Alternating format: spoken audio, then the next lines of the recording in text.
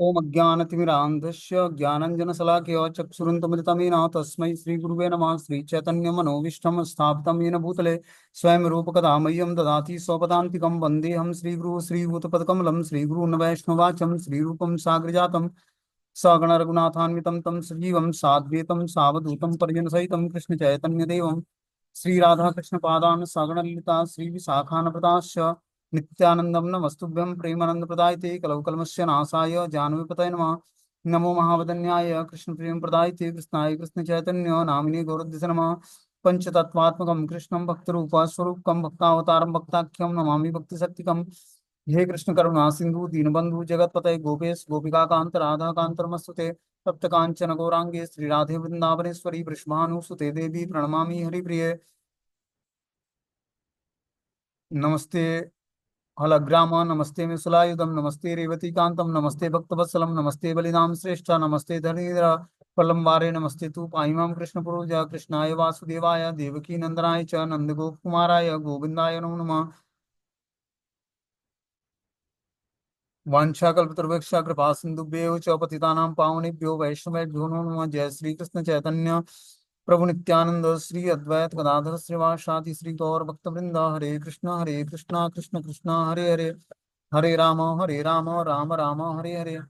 तो आज हम लोग को इसमें पढ़ना है पंचकोसी वृंदावन के अंतर्गत 12 वनों का। हम लोगों ने कल वृंदावन के सारे मंदिरों का हम लोगों ने दर्शन किया। अब जो है पंचकोसी जो वृंदावन है इसमें 12 वन कौन कौन से हैं इसके बारे में हम लोग आज सुनेंगे।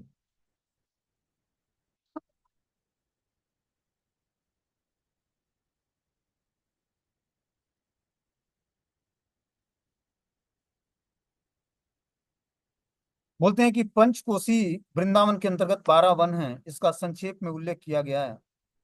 श्री अटल वन वृंदावन के दक्षिण में अटल वन है। अटल वन में अटल तीर्थ और अटल बिहारी जी विराजमान है। भात रूल में द्विज पत्नियों के अन्य व्यंजनों का रसास्वादन कर श्री कृष्ण सखाओं के साथ जब छठी कर आनंद गोकुल में लौट रहे थे तो इस स्थान पर सखाओं ने आज के खट रस भोजन के संबंध में यह पूछा, हे सखे, आज का भोजन कैसा रहा। कृष्ण ने बड़े ही आनंद के साथ कहा, आज तो भोजन के पश्चात अटल हो गया, अर्थात चलने फिरने में भी असमर्थ हो गया हूँ। तब से इस वन का नाम अटल वन प्रसिद्ध हो गया है। वृंदावन मथुरा राजमार्ग पर जहाँ वृंदावन की पंचकोसी परिक्रमा मार्ग मिलती है उसी के आसपास यह वन स्थित है। अब आगे जो है केवारी वन पड़ता है। बोलते हैं अटल वन के उत्तर पश्चिम दिशा में यह वन अवस्थित है। इस केवारी वन में दामानल कुंड है। दामानल कुंड के वर्णन में हमने इस प्रसंग का उल्लेख किया था। कृष्ण के द्वारा दामानल का पान करने के पश्चात गोपियों ने बड़े आश्चर्य के साथ इधर उधर देखते हुए कहा कि ये निवारी, इस मृत्यु के हाथ से कौन हमारी रक्षा करेगा। इसलिए इस वन का नाम केवारी वन पड़ा। अब आगे जो है बिहार वन। केवारी वन के दक्षिण पश्चिम में यह वन अवस्थित है। इसमें राधा कूप विराजमान है। परिक्रमा करने वाले यात्री इस कूप में झांक कर राधे राधे का उच्चारण करते हैं, जिसकी प्रतिध्वनि भी जोरों से सुनाई देती है। पास ही रमण रेती में विरक्त महात्माओं का आश्रम है। यहीं श्रीमद् भागवतम श्री भागवत निवास में श्री रघुनाथ दास गोस्वामी द्वारा सेवित श्री गिरधारी और गुंजा माला के भी दर्शन कराए जाते हैं। यहाँ पर जगत गुरु शिल भक्ति सिद्धांत सरस्वती ठाकुर प्रभुपाद जी के शिष्य एक पारमार्थिक विश्व वैष्णव विद्यालय की स्थापना किया है। आगे जो है गौचारण वन की लीला स्थली है। बोलते हैं बिहार वन के पश्चिम दिशा में प्राचीन यमुना के तट पर यह वन अवस्थित है। यहीं श्री बराह देव जी का मंदिर है और गौतम मुनि का आश्रम है। गौचारण वन के पास ही, जो बराह घाट के पास है। आगे जो है श्री कालिया द वन है। गौचारण वन के उत्तर में यह वन अवस्थित है। यहाँ बहुत से प्राचीन कदम्ब के वृक्ष हैं। इनमें से एक केली कदम्ब नामक वृक्ष पर चढ़कर उसकी एक ऊंची डाली से कालिया नाग का दमन करने के लिए श्री कृष्ण अपनी कमर में पीताम्बर का फेटा बांध कर कूदे थे। उस वृक्ष का नाम तब से कीली कदम्ब भी है। यहीं पास में श्री प्रबोधानंद सरस्वती की भजन कुटी और उनकी समाधि भी है। वहीं पास में ही कालिया दह के तट पर श्री बिल्व मंगल ठाकुर की भजन स्थली भी है। श्री बिल्व मंगल ठाकुर जी ने दक्षिण भारत में कृष्ण वेना नदी के तट पर स्थित किसी ग्राम में निवास किया था। युवा अवस्था में चिंताबड़ी नामक सुंदर वैश्या के प्रति इतने आसक्त हो गए थे कि पिता के श्राद्ध के लिए भी एक सड़े गले गले मुर्दे के सहारे भीषण बाढ़ में पूर्ण नदी के को पार करके वेश्या के प्रकोट पर एक काले सांप को पकड़कर उसके उसके घर में घुस पहुंचा था। उस वेश्या के मुख से यह भर्त्सना भरे वाक्य सुनकर मेरे हाड़, चर्म और दुर्गंधपूर्ण म- मल से आच्छादित शरीर के प्रति तुम्हारी जैसी आसक्ति है, यदि ऐसी आसक्ति तुम्हें श्री कृष्ण के चरण कमलों में हो जाए तो तुम्हारा कल्याण हो जाएगा। यह सुनकर उनका संसार से वैराग्य हो गया। वे वृंदावन के लिए निकल पड़े। बीच में ही एक किशोरी को देखकर उनके प्रति मोह उत्पन्न होने पर उन्होंने अपनी आंखों में कांटे घुसाकर आंखें फोड़ दी। कौतुक रसिक कृष्ण कृपा करके उन्हें वृंदावन ले आए। वे कुछ दिनों तक गोवर्धन में रहे और वहीं उन्हें अपने इष्ट देव श्री कृष्ण और इष्ट देव श्रीमती राधा रानी की झांकी दर्शन मिला। कुछ दिनों के बाद ये वृंदावन में कालिया दह के पास रहकर भजन करने लगे। ऐसा कहा जाता है कि लगभग 700 वर्षों के पश्चात इन्होंने श्री वल्लभाचार्य जी से अपनी शक्ति का संचार कर उनको सांप्रदायिक तत्व प्रदान कर यहीं पर अपनी अंतर्ध्यान लीला की थी। अब आगे जो है कालिया दमन वन से आगे बढ़ते हैं तो श्री गोपाल बन पड़ता है। बोलते हैं कालिया दमन के उत्तर में यह वन अवस्थित है। यहाँ श्री मंदिर में श्री नंद यशोदा जी के विग्रह विराजमान है। कालिया दमन के पश्चात श्री नंद बाबा ने कृष्ण की मंगल कामना के लिए ब्राह्मणों को यहाँ अनेक गायों का दान दिया था। आगे जो है निकुंज वन है। आगे। इसका नाम सेवा कुंज भी है। पास में ही दान गली, मान गली, गुमान गली और कुंज गली है। ये चारों गलियां यहीं पर हैं। यह राधा कृष्ण का नित्य विहार स्थल है। यहाँ परम रसिक श्री कृष्ण राधा जी के कलांत होने पर उनको पैर को पलटते हैं। इसी वन के भीतर ललिता कुंड आदि है, जिनका वर्णन पहले हम लोग कर चुके हैं। अब आगे जो है निधिवन है। निकुंज वन के उत्तर में प्रसिद्ध निधिवन है, जहाँ विशाखा कुंड है। इसी कुंड में श्री बांके बिहारी जी की प्रकटित हुए थे। इसका भी हमने पूर्व में उल्लेख किया है। तो निधिवन में ही श्री बांके बिहारी जी प्रकट हुए थे। अब आगे जो है राधा वन या राधा बाग है। वृंदावन के उत्तर पूर्व दिशा में यमुना के तट पर यह वन अवस्थित है। यहाँ कहा जाता है कि श्रीमती राधा रानी के स्नान करने के पश्चात ललिता और अन्य सखियों ने उनका केश संस्कार और श्रृंगार करा था। राधा बाग में ही स्वामी हरिदास जी का भजन स्थान और तटिया स्थान है। तटिया स्थान में एक मनोहर स्थान है। यहाँ विभिन्न प्रकार के सघन वृक्षों का सुंदर बगीचा है। यह स्थान साधु संतों की सेवा के लिए बहुत ही प्रसिद्ध है। अब आगे जब उससे बढ़ते हैं तो झूलन बन पड़ता है। श्री राधा बाग के दक्षिण दिशा में यह वन स्थित है। यह सखियों के द्वारा राधा कृष्ण युगल के झूले झूलने का स्थान है। यहाँ रंगीले कृष्ण भी झूले पर बिठलाकर बारी बारी से श्रीमती राधिका, ललिता, विशाखा आदि को इस प्रकार ढाढ़स से झुलाते कि वो अपने वस्त्रों को संभाल नहीं पाती थी और डर से श्री कृष्ण के अंग में चिपक जाती थी। राधा कृष्ण की झूला लीला का वर्णन अनेक ग्रंथों में विस्तार से वर्णन है। अब आगे जो है श्री गहर वन पड़ता है। झूलन वन के दक्षिण में यह वन स्थित है। यह प्रसिद्ध पानी घाट है। यहाँ से गोपियां कृष्ण के परामर्श से भरी हुई यमुना को पार कर महर्षि दुर्वासा के आश्रम में गई थी और उन्हें 56 प्रकार के अन्य व्यंजनों का भोग लगाया था। अब आगे जो है श्री पपड़ वन है।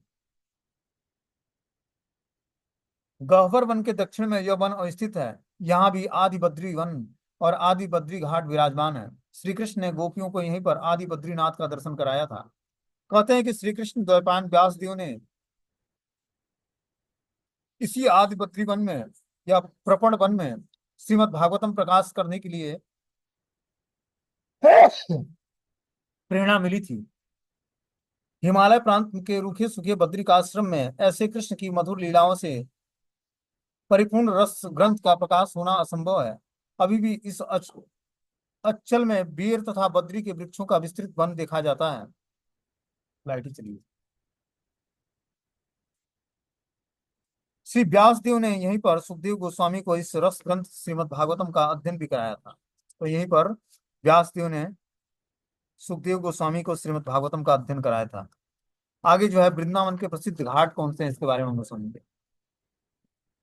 बोलते हैं वृंदावन में श्री यमुना के तट पर अनेक घाट हैं। इनमें से प्रसिद्ध प्रसिद्ध घाटों का उल्लेख किया जाएगा। पहला है श्री बराह घाट। वृंदावन के दक्षिण पश्चिम दिशा में प्राचीन यमुना के तट पर श्री बराह घाट अवस्थित है। तट के ऊपर भी श्री बराह देव जी का मंदिर विराजमान है। पास ही श्री गौतम मुनि का आश्रम है। अब आगे जो है कालिया दमन घाट है। इसका नामांतरण कालियादह है। यह बराह घाट से लगभग आधे मील उत्तर में प्राचीन यमुना के तट पर अवस्थित है। यहाँ के प्रसंग के संबंध में पहले उल्लेख किया जा चुका है। कालिया को दमन कर तट तट भूमि में पहुंचने पर श्री कृष्ण को ब्रजराज नंद और ब्रजेश्वरी श्री यशोदा ने अपने आंसुओं से तरबितर कर दिया था और उनके सारे अंगों पर इस प्रकार देखने लगे कि मेरे लाला को कहीं कोई चोट तो नहीं लगी है। महाराजा नंद ने कृष्ण की मंगल कामना से ब्राह्मणों को अनेकानेक गायों का भी यहाँ पर दान किया था। अब आगे जब उससे पढ़ते हैं तो सूर्य घाट आता है। बोलते हैं इसका नामांतरण आदित्य घाट है। गोपाल घाट के उत्तर में यह घाट अवस्थित है। घाट के ऊपर वाले टीले को आदित्य टीला भी कहते हैं। इसी टीले पर श्री सनातन गोस्वामी के प्राण प्रिय श्री मदन मोहन का मंदिर है। इसके संबंध में हम पहले ही वर्णन कर चुके हैं। यहीं पर प्रस्कंदन तीर्थ भी है। तो सूर्य घाट आदित्य टीला पर भी विराजमान है, जहाँ पर मदन मोहन जी का मंदिर है। अब आगे जो बढ़ते हैं तो युगल घाट पड़ता है। सूर्य घाट के उत्तर में युगल घाट अवस्थित है। इस घाट के ऊपर श्री युगल बिहारी जी का प्राचीन मंदिर शिखर विहीन अवस्था में पड़ा हुआ है। इसी घाट के निकट एक और युगल किशोर जी का मंदिर है, वह भी इसी प्रकार शिखर विहीन अवस्था में पड़ा हुआ है। अब आगे जो है श्री बिहार घाट है। युगल घाट के उत्तर में श्री बिहार घाट अवस्थित है। इसी घाट पर श्री राधा कृष्ण युगल स्नान कर जल क्रीड़ा आदि करते थे।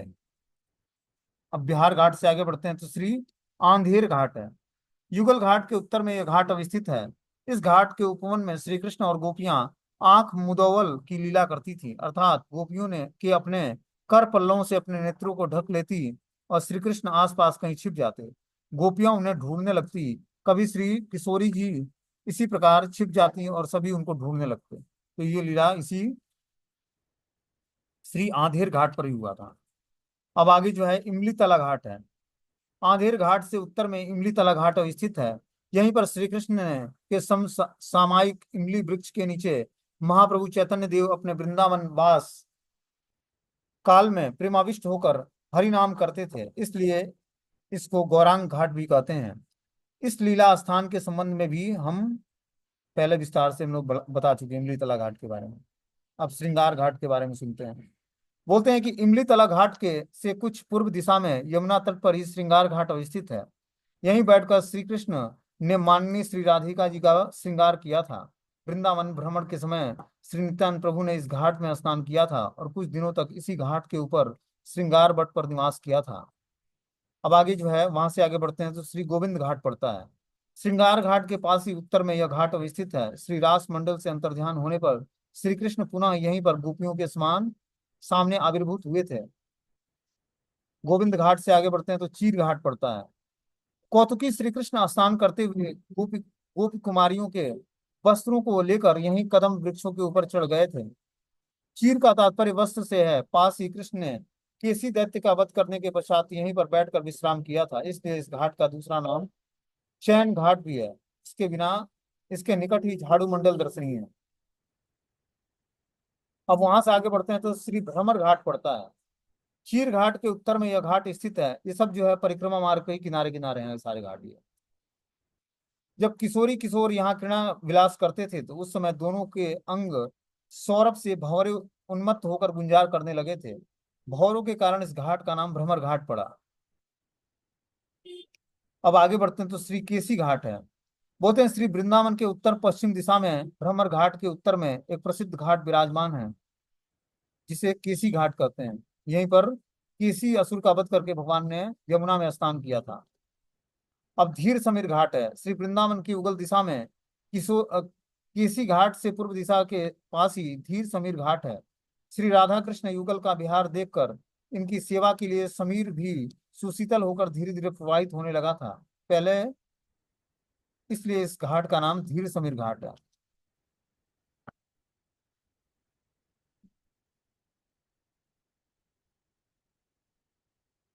अब वहां से आगे बढ़ते हैं तो श्री राधा बाग घाट पड़ता है। वृंदावन के पूर्व में यह घाट स्थित है। इसका जिसे राधा बाग घाट कहते हैं। श्री पानी घाट। इसी घाट से गोपियों ने यमुना को पार करके महर्षि दुर्वासा को सुस्वादु अन्न का भोजन कराया था। अब आदि बद्री घाट। पानी घाट से कुछ दक्षिण में यह घाट अवस्थित है। यहाँ श्री कृष्ण ने गोपियों को आदि बद्री नारायण का दर्शन कराया था। श्री राजघाट, आदि बद्री घाट से दक्षिण में तथा वृंदावन के दक्षिण पूर्व दिशा में प्राचीन यमुना के तट पर राजघाट है। यहाँ कृष्ण नाविक बनकर सखियों के साथ श्रीमती राधिका को यमुना पार कराया था। यमुना के बीच में ही कौतुकी कृष्ण नाना प्रकार के बहाने बनाकर जब विलंब करने लगे, उस समय गोपियां महाराजा कंस का भय दिखाकर उन्हें शीघ्र यमुना पार करने के लिए कहती हैं। इसीलिए इसका नाम राजघाट प्रसिद्ध है। इस घाटों के अतिरिक्त वृंदावन कथा नामक पुस्तक में और भी 14 घाटों का उल्लेख है, जिसका वर्णन इस प्रकार है। महंत जी घाट, नामो वाला घाट, प्रस्कंदन घाट, कड़िया घाट, धूसर घाट, नया घाट, श्रीजी घाट, बिहारी जी घाट, धरोयार घाट, नागरी घाट, भीम घाट, हिम्मत बहादुर घाट, चैन घाट और हनुमान घाट, ये सब भी यमुना के किनारे किनारे घाट हैं। अब वृंदावन के मोहल्लों का वर्णन है, जिसमें परिक्रमा करते करते हम लोग जा सकते हैं। बोलते हैं ज्ञान गुदड़ी, गोपेश्वर, बंसीवट, गोपीनाथ बाजार, गोपीनाथ बाग, ब्रह्मकुंड, राधा निवास, केसी घाट, राधा रमण घेरा, निधिवन, पाथरापुरा, नागर गोपीनाथ, गोपीनाथ घेरा, नागर गोपाल, चीर घाट, मंडी दरवाजा, नागर गोविंद जी, टकसाला गली, राम जी द्वार, कंठी वाला बाजार, सेवा कुंज, कुंज गली, व्यास घेरा, श्रृंगारवट, रास मंडली, किशोरपुरा, धोबी वाली गली, रंगीलाल गली, सुखंत खा खाता गली, पुराना शहर, लारी वाली गली, गाव धूप गली, गोवर्धन दरवाजा, अहिर पाड़ा, दुर्माइत पाड़ा, बहरोया मोहल्ला, मदन मोहन जी का घेरा, बिहारीपुरा, पुरोहित वाली गली, मनीपाड़ा, गौतम पाड़ा, अष्टखंबा, गोविंद बाग, लोई बाजार, रेतिया बाजार, बनखंडी महादेव, छिपी गली, राय गली, बुंदेल बाग, मथुरा दरवाजा, सवाई जय सिंह घेरा, धीर समीर, कटिया स्थान, हर ग गहवर वन, गोविंद कुंड और राधा बाग, ये मोहल्ले हैं वृंदावन के। वृंदावन के प्रसिद्ध समाज समाधियां क्या क्या है। बोलते हैं आदित्य टीला के निकट श्री मदन मोहन जी के प्राचीन मंदिर के दक्षिण भाग में श्री सनातन गोस्वामी जी की समाधि है। यह गोस्वामी ग्रंथों की भी समाधि वहीं पर है। श्री राधा दामोदर मंदिर के पास ही बाईं ओर श्री रूप गोस्वामी जी की समाधि है। मंदिर के पीछे श्री जीव गोस्वामी और कृष्णदास कविराज गोस्वामी जी की समाधि है। श्री राधा रमण मंदिर के पास ही गोपाल भट्ट गोस्वामी जी की समाधि अवस्थित है। अब श्री गोकुलानंद मंदिर के निकट लोकनाथ प्रभु जी की समाधि है। उसके बगल में श्री नरोत्तम दास ठाकुर और विश्वनाथ चक्रवर्ती ठाकुर जी की समाधियां हैं।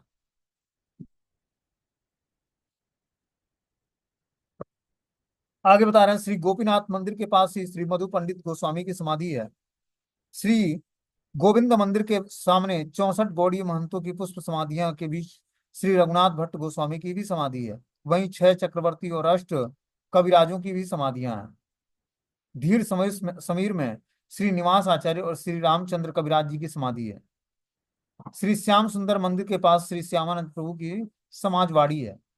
केसी घाट में गदाधर पंडित गोस्वामी का समाज समाधि है। कालिया द के निकट श्री प्रबोधानंद सरस्वती जी की समाधि है। निधि वन में श्री स्वामी हरिदास जी की समाधि है।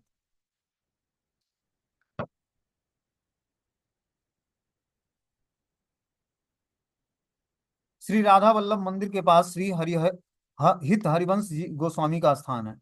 श्री मदन मोहन मंदिर के पास सूरदास मदन मोहन जी की का स्थान है। तो इन समाधियों का भी हम जाकर दर्शन कर सकते हैं। श्री गोकुलानंद मंदिर के प्रांगण में श्री लोकनाथ गोस्वामी, श्री नरोत्तम दास ठाकुर और श्री विश्वनाथ चक्रवर्ती ठाकुर की भी समाधियां हैं। अब वृंदावन के प्रसिद्ध कुंड के बारे में हम सुनेंगे। दावानल कुंड केवारी वन में है। श्री विशाखा कुंड निधिवन में है। श्री गजराज कुंड श्री रंगनाथ मंदिर में है। श्री ललिता कुंड निकुंज वन में है, सेवा कुंज में। श्री ब्रह्म कुंड रंग जी मंदिर के उत्तर में है। श्री गोविंद कुंड वृंदावन के पूर्व में श्री रंग मंदिर के निकट ही श्री गोविंद कुंड है।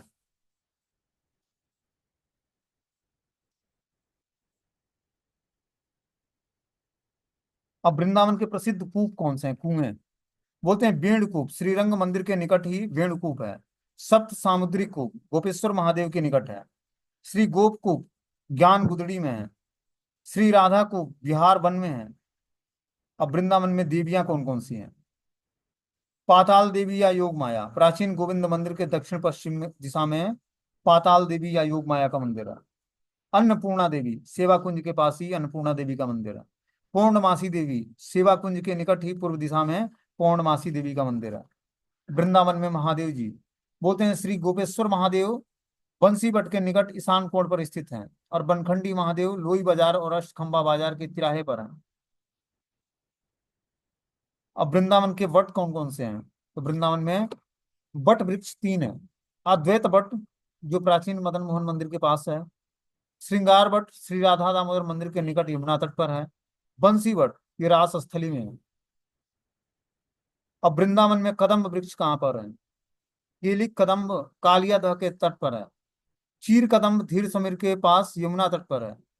दो का दोला कदम्ब राधा बाग झूलन वन के पास है। अब ब्रजमंडल में 16 वट कौन से हैं? तो बंसी वट, यह वृंदावन में दूसरा भांडीर वन में है। तीसरा है संकेत वट, चौथा है भांडीर वट, पांचवा है जावट, छठा है श्रीवट, सातवां है जटाजूट वट, आठवां है कामवट, नौवां है मनोरम वट, दसवां है आशावट, ग्यारहवां है अशोक वट, बारहवां है केली वट, तेरहवां है ब्रह्म वट, चौदहवां है रुद्र वट, पंद्रहवां है श्रीधर वट और 16वां है सावित्री वट।